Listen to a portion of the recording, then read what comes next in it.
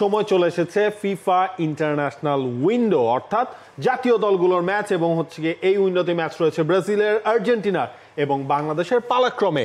এই তিনটা দলকে নিয়ে আমরা কথা বলবো। নেশনস লিগও তো আসলে চলছে, নেশনস লিগও আছে। মাঝখানে বাংলাদেশের ম্যাচে কিছুটা ভাটা পড়েছিল, একটা মাস লাস্ট যে ইন্টারন্যাশনাল ব্রেক গিয়েছে সেখানে ছিল না। যখন আপনার ব্রাজিল, আর্জেন্টিনা এবং বাংলাদেশের ম্যাচ একসঙ্গে পড়ে যাচ্ছে তখন তো সেটা আসলে জমে খিরি হবে এবং এই ইন্টারন্যাশনাল ব্রেকের জন্যই একটা বড় অংশের মানুষ হয়তো অপেক্ষা করে থাকেন। সো সেটার দিকে আমরা চলে যাই আস্তে ধীরে। অক্টোবরে বাংলাদেশ ফিফা উইন্ডোতে ম্যাচ না খেললেও অক্টোবরে সেই ফিফা উইন্ডোয় ঘুরিয়ে দিয়েছে ব্রাজিলকে লাতিন আমেরিকার পয়েন্ট টেবিলের অনেকটা ওপরের স্থানে।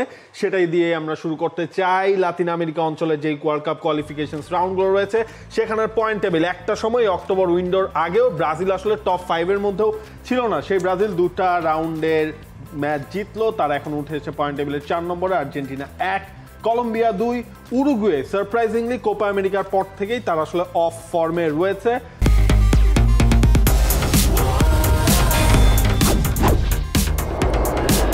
বাংলাদেশের প্রথম লিমিটলেস ইন্টারনেটে ছাড়িয়ে যাক নিজের লিমিট।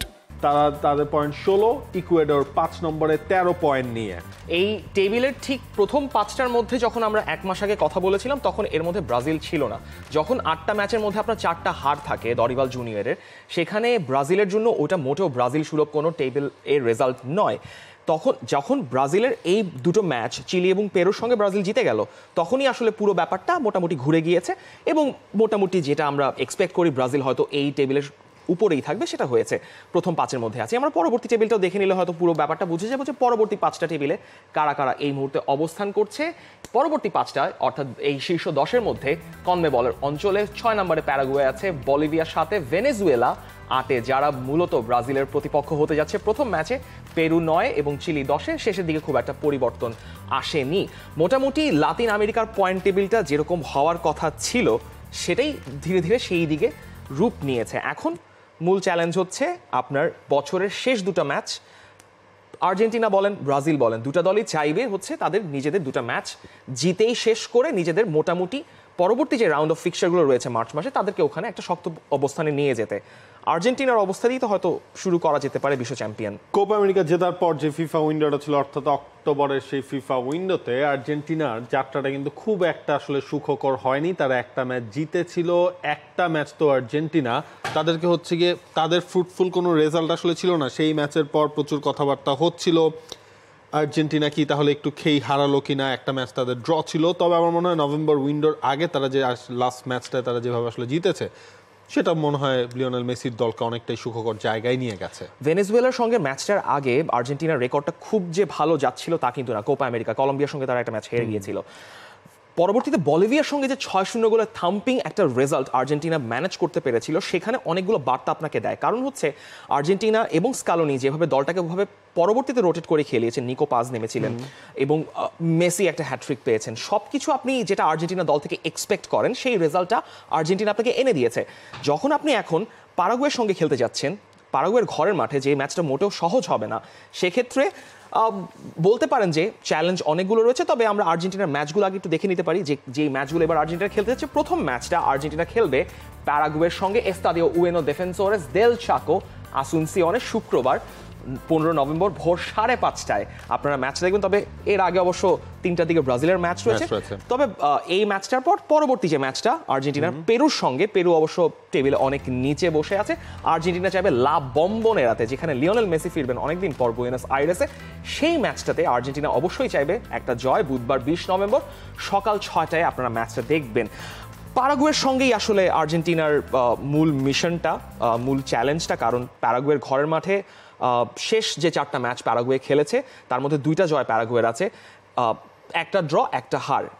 আর্জেন্টিনার জন্য যদি আপনি চ্যালেঞ্জ বলতে চান এই উইন্ডোতে এই ম্যাচটাই সম্ভবত আর্জেন্টিনা টার্গেট করবে। দেখেন এই জায়গাটার মধ্যে স্ক্যালোনির একটা প্লাস পয়েন্ট হচ্ছে তার দলের মধ্যে এখন পর্যন্ত তেমন বড় কোনো আসলে ইনজুরি আসলে প্রভাবটা ফেলতে পারে নাই। আমরা যদি দেখি শুধুমাত্র পেসজেলা, তাই তিনি লাস্ট মোমেন্টে স্কোয়াড থেকে ছিটকে গেছেন। আর্জেন্টিনার যে স্কোয়াডটা রয়েছে সেটাও যদি আমরা একবার দেখে নিই সেখানে দেখতে পারবো যে আর্জেন্টিনার লাস্ট যে লাইন আপটা ছিল অলমোস্ট সেই লাইন আপটাই স্কালোনি তিনি কন্টিনিউ করছিলেন। এমিলিয়ানো মার্তিনেজ, ওয়াল্টার বেনিতেজ, রুই, এই 3জন গোলকিপিং পজিশনে রয়েছে। ডিফেন্ডেও কিন্তু বড় কোনো আসলে মিসিং নাই। লিসান্ড্রো মার্তিনেজ তিনি আছেন, ওতামেন্দি রয়েছেন, যাদেরকে আমরা আর্জেন্টিনা স্কোয়াডে আসলে দেখে থাকি, তালিয়াফিকো, মলিনা, মন্তিয়েল, মিসিং সবারই নেই কিন্তু বলতে আসলে শুধুমাত্র জায়গা আপনি আছে। বলতে পারেন যে মার্কোস আকুনিয়া জায়গাটা আপাতত হারিয়েছেন, তিনি নেই। পেটজেলা তিনি একদম হুট করেই বাদ পড়ে গেছেন, তার একটা ইনজুরি সমস্যা রয়েছে। এমিলিয়ানো মার্তিনেস তিনি তো ফেরার কথাই ছিল, 2টা ম্যাচে নিষেধাজ্ঞা পর ফিরেছেন।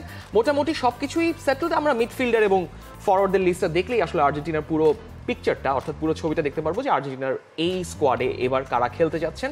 এনজো ফার্নান্দেজ, লিয়ান্দ্রো পারেদেস তারা আছেন, পেলাসিওস, রদ্রিগো দে পল, আলেক্সিস ম্যাকালিস্টার, জিওভানি লেচেলসো তিনি একটা ইনজুরি থেকে কিছুদিন আগে ফিরেছেন।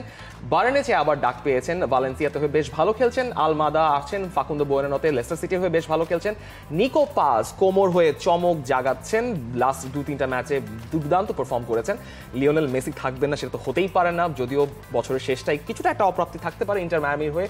গার্নাচো আছেন ভালো ফর্মে। নিকো গনজালেজ নাও থাকতে পারেন, তারও একটা ইনজুরি সমস্যা কথা শোনা যাচ্ছে, স্কোয়াড থেকে তাকে এখনো রিফ্র্যাক্ট করা হয়নি। লাউতারো মার্তিনেজ, ভালেন্তিনস কাস্তিয়ানোস এবং হুলিয়ান আলভারেজ, মোটামুটি বেশ শক্তপোক্ত একটা স্কোয়াড।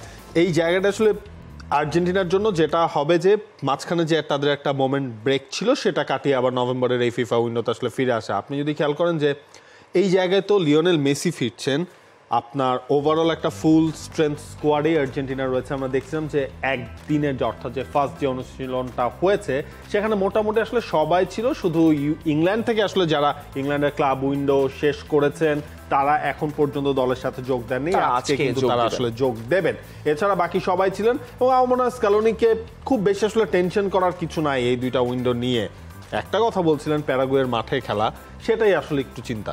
পারাগুয়ের মাঠে খেলা, যেই পারাগুয়ে আপনার 2টা ইন্টারন্যাশনাল উইন্ডোতে আগে কিন্তু ব্রাজিলকে ঘরের মাঠে হারিয়ে দিয়েছিল 1-0 গোলে, সেটা তাদের একটা বড় স্ট্রেংথ। এবং পারাগুয়ের কোচ তিনিও একজন আর্জেন্টাইন, তিনি মোটামুটি আর্জেন্টিনার ওই ডিএনএটা জানেন, বোঝেন যে কিভাবে তাদেরকে কন্টেইন করতে হবে।